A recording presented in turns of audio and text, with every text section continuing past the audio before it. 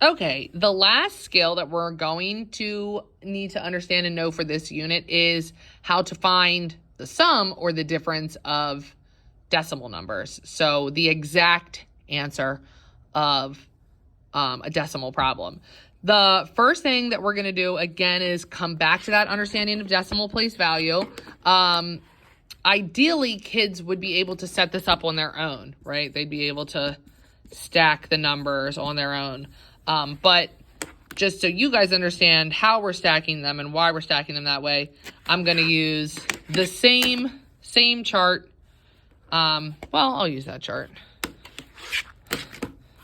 There's one on their template that has the addition sign with the decimal, but I'll use this one because it's kind of easier to see. So we're going back to the place value chart, and we're going to put the numbers in the place value chart where they belong.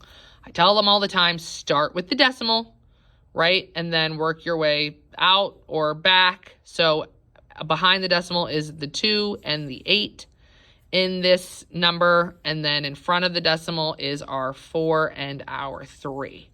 So we're going to put our decimal number in, then we're going to put the second decimal number in its correct place value.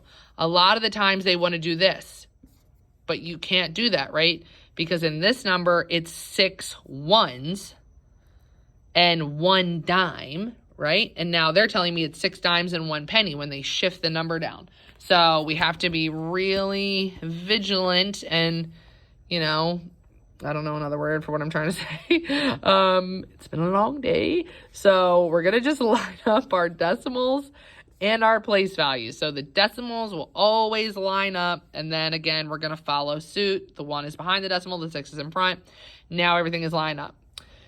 Just like a couple videos back, not to confuse them, we can add in those zeros to make everything look nice and neat. And then we're going to go ahead and we're going to add.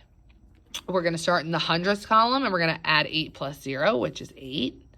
Move on. 2 plus 1 is 3. 6 plus 4 is 10. Carry our 1. And 1 plus 3 plus 0 is 4.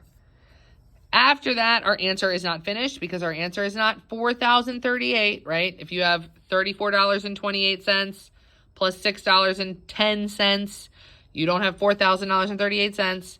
We have to make sure we drop that decimal, and all we're going to do is going to bring it straight down. So it is really imperative that the kids line up their place values, 1, so they don't add the wrong place values together and get the wrong answer, but 2, because that decimal has to come straight down in between the ones place and the tens place. So they need to have those numbers lined up.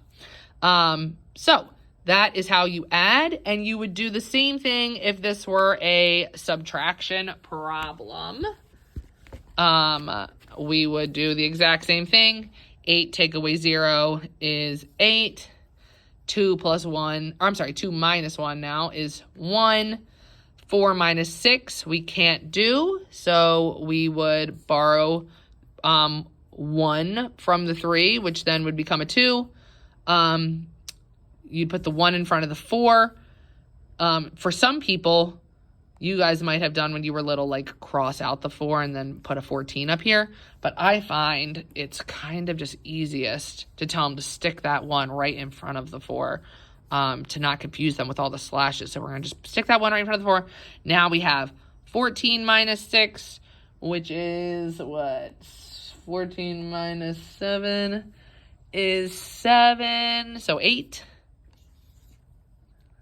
Yep, got to just double check it. And then 2 take away 0 is 2. Again, we're going to bring that decimal straight down. So if our problem was a subtraction problem now, we'd have 34.28 minus 6.1 is 28.18. So key takeaways, line up the decimals and the place values, add or subtract correctly, bring that decimal straight down in between the ones and the tens place. All right, and that's that.